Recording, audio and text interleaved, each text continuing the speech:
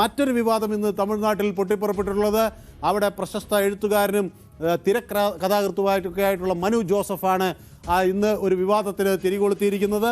ഇന്നലെ വിജയ് തൻ്റെ സത്യപ്രതിജ്ഞ ചടങ്ങിൽ ഒരു കാര്യം പറഞ്ഞിരുന്നു. കുട്ടിക്കാലത്തൊക്കെ താൻ ദാരിദ്ര്യം അനുഭവിച്ചിരുന്നു എന്ന്.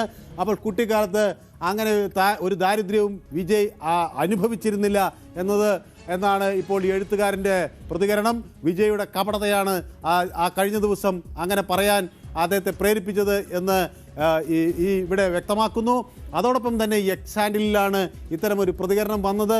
ചെന്നൈയിലെ ലയളോ സ്കൂളിൽ 3ാം ക്ലാസ്സിൽ തൻ്റെ ബാച്ച്മേറ്റ് ആയിരുന്നു വിജയ് എന്ന് മനു പറയുന്നു. കൂടുതൽ തന്നെ തമിഴ് സൂപ്പർ സ്റ്റാറിനെ തനിക്ക് കൂടുതലായി അടുത്ത് അറിയാം എന്നാണ് മനു ജോസഫ് പറയുന്നത്.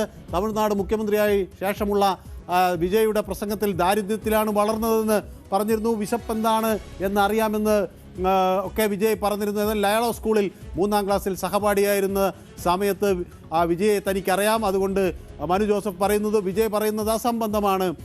മകനെ ഒരു സിനിമയിൽ ഒരു കരിയറിനായി സജ്ജമാക്കിയ ഒരു ചലച്ചിത്ര നിർമ്മാതാവായിരുന്നു അദ്ദേഹത്തിൻ്റെ അച്ഛൻ എന്ന് സഹപാഠി പറയുന്നു.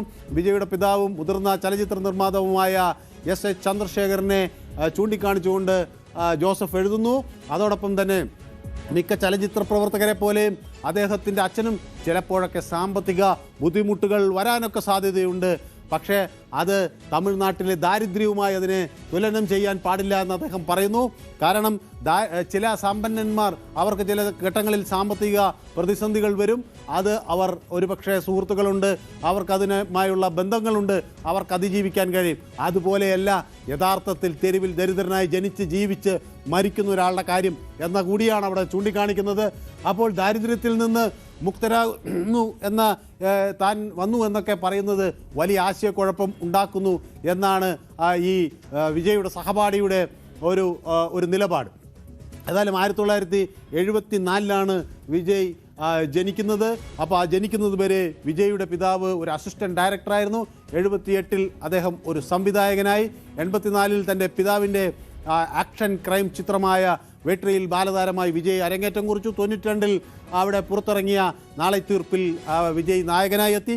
അങ്ങനെ ആ കഥയൊക്കെ അവിടെ അദ്ദേഹം പറയുമ്പോൾ അതൊരു ബാലതാരമായി അഭിനയിച്ച് പിന്നീട് ഒരു ബോക്സ് ഓഫീസ് വിജയമായി മാറുന്ന കാലഘട്ടത്തിൽ വരെ അങ്ങനെ വലിയൊരു ദാരിദ്ര്യം എന്തെന്നറിയാനുള്ള ഒരു സാഹചര്യം അദ്ദേഹത്തിന് ഉണ്ടായിട്ടില്ല എന്ന് പറയുകയും ചെയ്യുന്നു. അപ്പോൾ ഈ വിജയുടെ അവകാശവാദം വലിയ തോതിൽ ചർച്ചയാകുന്നു.